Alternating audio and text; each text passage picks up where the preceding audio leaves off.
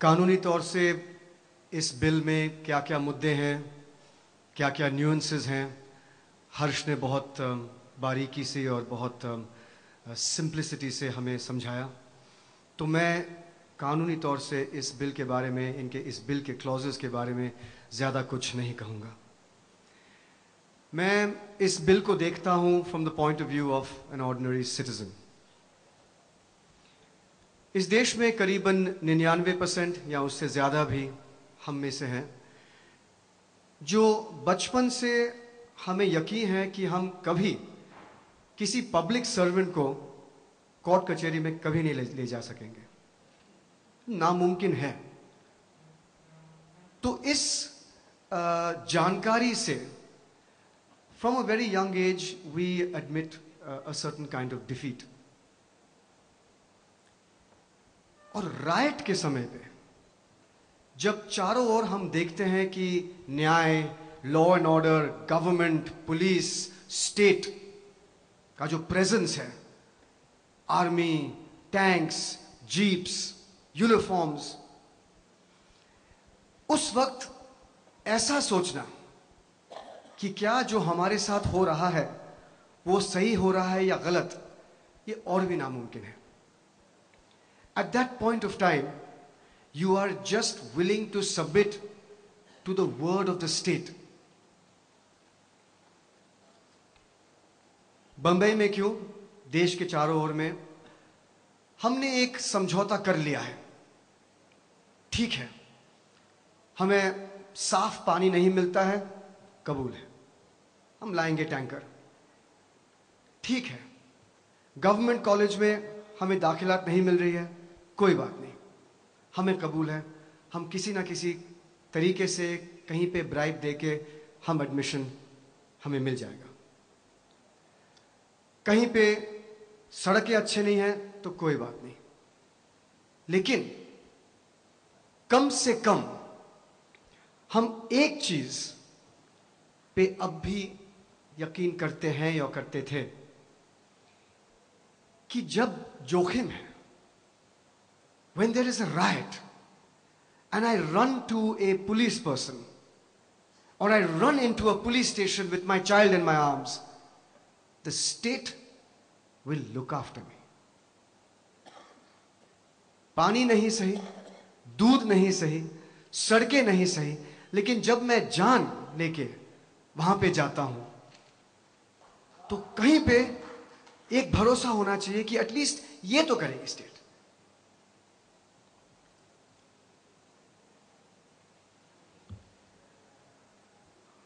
लेकिन जब वो नहीं होता है तो क्या होता है? वोट्स हम डालते गए, टैक्सेस हम भरते गए, कॉलेज में हमने बहुत सम्मेलन सभा में हमने भाग ली, प्राइजेस भी मिले, कहीं गवर्नमेंट से कोई आता था चीफ गेस्ट बन के। इन सब चीजों से हमें लगता था कि हम इस राज्य का एक हिस्सा हैं, कि हमारा भी एक वहीं पे कहीं पे कंट्रीब्यूशन है। लेकिन जब उस पुलिस स्टेशन या उस पुलिसमैन के हाथ से या मुंह से कुछ निकलता है, जबकि हमें पता चलता है कि no, we don't matter at all, then the nation state has failed you.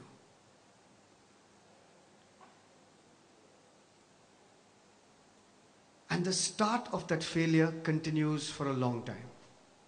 जब से आप जाते हो पुलिस पर्सन के पास और FIR, जैसे बहुत से जिक्र हुए आज, the FIR is just fudged, it's not written properly. To the time when you are homeless and you are sent to a relief camp and the government has not stepped in there. There is no water, there is no food, there is no place to let your child go to sleep. अभी betrayal शुरू ही हुआ है, उसके बाद आप court कचहरी में फंस जाते हो, and you are pushed and pushed and pushed to remember and remember and recount and recount and remember. for not 1 year, not 2 years, not 3 years, not 4 years, for decades. And witnesses vanish and witnesses die, and you're standing there. The nation has failed you. Everybody has failed you. But you're standing there because you have a child in your hand. What can you do? You have to live. As you stand there, you don't even get a sorry from the government. अब आपके सामने 4-5 रास्ते हैं, बहुत सुनहरे रास्ते। एक, आप पागल हो जाओ। 2, अगर पागल नहीं हो तो एटलीस्ट करियर, उस सब में ध्यान चला जाता है। You're ruined financially, emotionally. खुदकुशी, you kill yourself, or you kill your family, or you plot revenge. Maybe you join a terrorist outfit because you don't matter. You are out of the state. The state has pushed you away. What will we do? This bill, or this proposed to be bill, John, not even a bill, gives that power back, gives the hope back. It is one form, and the most last but the most crucial form of hope. कि हाँ यार, कोई तो है. Somebody is on my side, and I matter to this country. The only other argument लोग देंगे is the minorities, minorities, minorities. लेकिन इस कमरे में बाएं हाथ से कौन लिखता है? तो हम माइनॉरिटी इन दिस रूम. बहुत से गांव हैं यूपी में जहां पे हिंदूज माइनॉरिटी में हैं.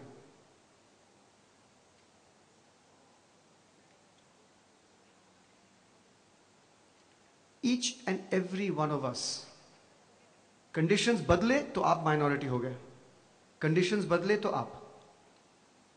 जो कंडीशंस मैं लगाता हूं उसी हिसाब से मैं माइनॉरिटीज बना सकता हूं. So we have to realize we are all minorities. Every one of us are minorities. It all depends on the conditions. So the next time somebody says minority, you have to put your hand up. Say, I'm minority. And so if we are all minorities, then that entire idea कि इसमें सिर्फ minorities के बारे में बातचीत हो रही है dies. John, I don't know if this will ever happen, but I can assure you that this piece of 2B legislation is the last piece to tell Indians that they are indeed, there are many pieces that should be done before this, but this will be the last piece when you go with your life in your hands in front of the nation state. This legislation, if it goes through, will assure you that you are. Thank you.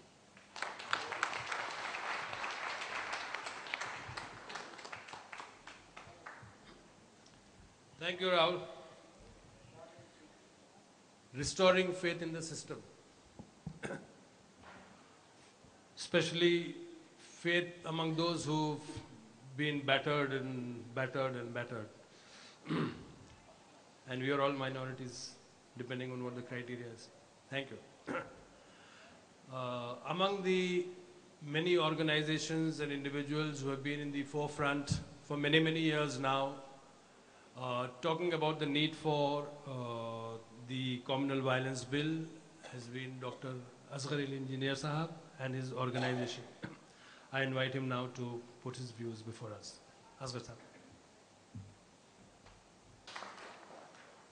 Friends, first of all, I must express my regret that I'm so much delayed in coming over here because there was another important similar program where I had to speak. So very, very sorry for that.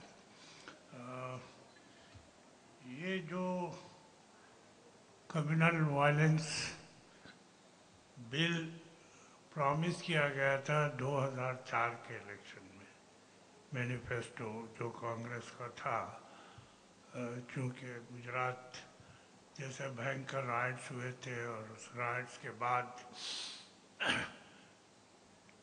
चुनाव nation के हुए 2004 में और उसमें promise किया गया। पहले तो जो बिल बनाया वो इतना कमज़ोर था, इतना लूला लंगड़ा था कि किसी को एक्सेप्टेबल नहीं था।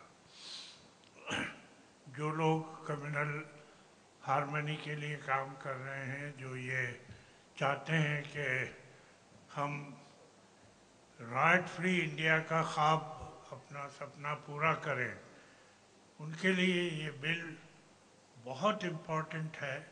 लेकिन जैसा बिल उस वक्त पाटिल होम मिनिस्टर थे, उन्होंने जो बनाया था वो बहुत ही कमज़ोर था।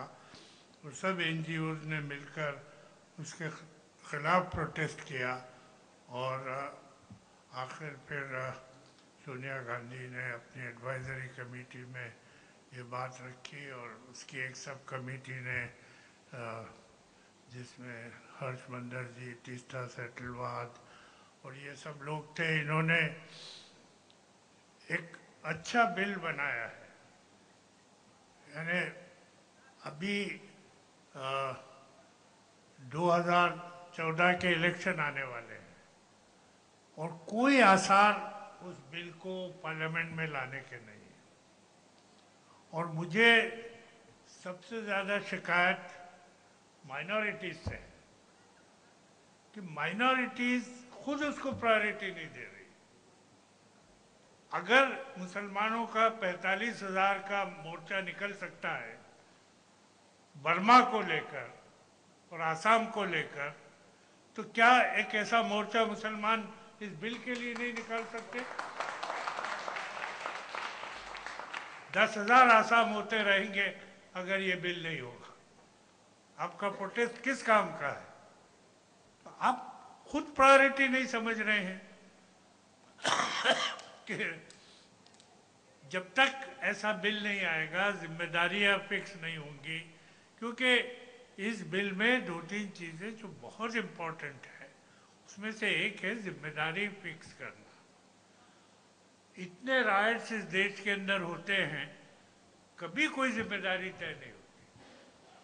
हालांकि गुजरात जैसे राइट जहाँ नरेंद्र मोदी का सीधा हाथ है ऑर्गेनाइज करने में, वहाँ भी जिम्मेदारी तय नहीं हो सकी। और ऐसा बड़ा मैसेकर हुआ। बम्बई में कौन नहीं जानता था 92-93 में कौन जिम्मेदार है राइट्स, जिम्मेदारी फिक्स नहीं हो सकी। और वो लोग जो राइटर्स थे, उनका चीफ था, वो सब आज़ादी से घूमते रहे। तो जब तक ऐसा बिल नहीं होगा जो जिम्मेदारी तय करे कि कौन इस राइट्स के लिए जिम्मेदार है, तो कैसे हम गुजरात, बम्बई, आसाम ऐसे राइट्स को रोक सकते हैं? और अब तो 2014 का इलेक्शन इतना नज़दीक आ चुका है कि मुझे तो कोई उम्मीद नहीं है कि ये बिल उस वक्त तक आ सके। तो लेकिन अब भी हमें इसको बहुत सीरियसली लेना है और ऐसा जिसमें ऐसे मोर्चे निकलने चाहिए जिसमें हजारों लोग शरीक, सिर्फ एक जगह नहीं, पूरे हिंदुस्तान में जगह जगह ऐसे मोर्चे निकालने होंगे। और दूसरी चीज़ जो इस बिल में है वो कंपेंसेशन की है। आज राइट होते हैं, दुकानें लूट जाती है, घर जला दिए जाते हैं और कंपेंसेशन का जो चेक दिया जाता है 5,000 का, 10,000 का, और ह्यूमन लाइफ लॉस के लिए चीफ मिनिस्टर पर डिपेंड करता है। 2 लाख दे दिए, 1 लाख दे दिया, 3 लाख दे दिए, कोई स्टैंडर्ड ही नहीं है उसका कि किस हिसाब से आप तय करेंगे कि कितना पैसा ह्यूमन लाइफ लॉस के लिए दिया जाए और कितना पैसा प्रॉपर्टी के लिए जो लूटी है या जला दी गई है उसका कितना कंपेंसेशन दिया जाए। तो अगर ये होता है तो मेरे ख्याल से, और आज बीजेपी जितना विरोध कर रही है इस बिल का, उसका कारण क्या है? यही एक कारण, नेशनल इंटीग्रेशन काउंसिल की जो मीटिंग हुई उसमें सुषमा स्वराज और अपने क्या नाम, हाँ? ये राज्यसभा में अपोजिशन लीडर, हाँ, इतना जबरदस्त अटैक किया उस बिल के ऊपर, मैं तो हैरान रह गया। और गवर्नमेंट घबरा गई। उसके बाद से गवर्नमेंट ने नाम नहीं लिया उस बिल को लाने का, क्योंकि गवर्नमेंट को ऐसा लगता है कि बीजेपी उसे मेन इशू बनाएगी और उसके वोट, हिंदू वोट कट जाएंगे। तो अगर हमारी डेमोक्रेसी सेक्युलर डेमोक्रेसी है तो इसमें हमें बगैर डर के लोगों से अपील करना है। होता क्या है, चंद हिंदू चंद मुसलमान जो बहुत वोकल होते हैं वो तय कर लेते हैं चीज़ों को, और जिस तरह से मीडिया में चीज़ें उठती हैं फिर वो गवर्नमेंट घबरा जाती है। वो और यादव जो इसके जेडीएस के लीडर है, उनके वर्ड्स क्या थे पता है नेशनल इंटीग्रेशन काउंसिल? कि आप इस बिल की बात ही क्यों कर रहे हैं? क्या राइट्स हो रहे हैं इस देश के अंदर इस वक्त? जबकि कई राइट्स हो चुके थे। और वो कहने लगे क्या ये मुगलों का राज है कि दो कानून होंगे? ये वर्ड्स थे मिस्टर यादव के। यानी उनकी पूरी भाषा ही कम्युनल थी इस बिल को अटैक करने के लिए। और एक भी चीफ मिनिस्टर ऐसा नहीं था जिसने सपोर्ट किया हो इस बिल को। कुछ तो चीफ मिनिस्टर आए ही नहीं इस डर से कि उनको स्टैंड लेना पड़ेगा, और कुछ आए वो गोल गोल बातें करते रहे। क्लियर किसी ने स्टैंड नहीं लिया कि ये बिल आना चाहिए। इसलिए मुझे लगता है कि इसको पार्लियामेंट में लाना बहुत मुश्किल काम हो, अनलेस कि क्लियर मैसेज माइनॉरिटीज का जाए कि ये बिल लाना पड़ेगा वरना हमारे वोट नहीं मिलेंगे। उसके बाद ही कुछ हो सकता। लेकिन इस देश की माइनॉरिटी पॉलिटिक्स कोई कम प्रॉब्लमेटिक्स नहीं है। वो भी अपना इंटरेस्ट देखकर इश्यूज उठाते हैं। अगर ईमानदारी से इश्यूज उठाए जाए तो माइनॉरिटीज़ के लिए इस गवर्नमेंट को मजबूर करना ये बिल लाने के लिए कोई बहुत कठिन काम नहीं होगा। लेकिन माइनॉरिटीज़ स्पेसिफिकली सामने आने के लिए तैयार नहीं है, कम से कम इस इशू पर, क्योंकि उनका डायरेक्ट जो इंटरेस्ट होता है वो इससे सर्व नहीं होता। वो भी खुफिया तौर पर अंदर ही अंदर पार्टी से सौदेबाजी करते रहते हैं और उसके हिसाब से इश्यूज उठाते हैं। तो ये ऐसे कन्वेंशंस जगह जगह होना चाहिए, मोर्चे जगह जगह निकलना चाहिए, लिटरेचर इसका डिस्ट्रीब्यूट। आप देखिए इस साल जनवरी में ऐसा लग, पिछले साल जनवरी में ऐसा लग रहा था कि शायद एक बार तो एक साल ये सपना पूरा हो जाएगा कि it will be a right free India. लेकिन जून से जो राइट शुरू हुए इस देश के अंदर, यूपी में ही मुलायम सिंह यादव पावर में आने के बाद बड़े 6-7 राइट्स हो गए। 5-6 महीने के अंदर 6-7 बड़े राइट्स हो गए। तो आप कैसे ये कह सकते हैं कि बगैर ऐसे कानून के कोई राइट फ्री इंडिया का सपना भी देख सकता है? बल्कि प्रोपेगेंडा इतना तेजी से हो रहा है, क्योंकि गुजरात के बाद गुजरात के लेवल का राइट कराना मुश्किल हो गया है, क्योंकि जो बदनामी हुई है और जो कुछ इंटरनेशनल इम्प्लीकेशंस हुए हैं, ये सबको देखते हुए तो दो चीज़ें हो रही है उसकी जगह। एक तो हिंदू ग्रुप्स ने सोचा, यानी हिंदुत्व ग्रुप्स ने सोचा कि टेरर अटैक्स करो, इसमें मुसलमान ही फंसेगा, हम नहीं फंसेंगे। फॉर्चुनेटली ऐसा नहीं हुआ और पकड़े गए, वरना 7 major terror attacks Hindutva groups ने किए, जहां कोई सोच भी नहीं सकता था। मक्का मस्जिद, समझौता एक्सप्रेस, मालेगांव के 2 टेरर अटैक्स, अजमेर का टेरर अटैक, ये सारे हिंदुत्व ग्रुप्स ने किए कि इस तरह से मुस्लिम नौजवान फंसेंगे और पुलिस तो उनको पकड़ने ही वाली है।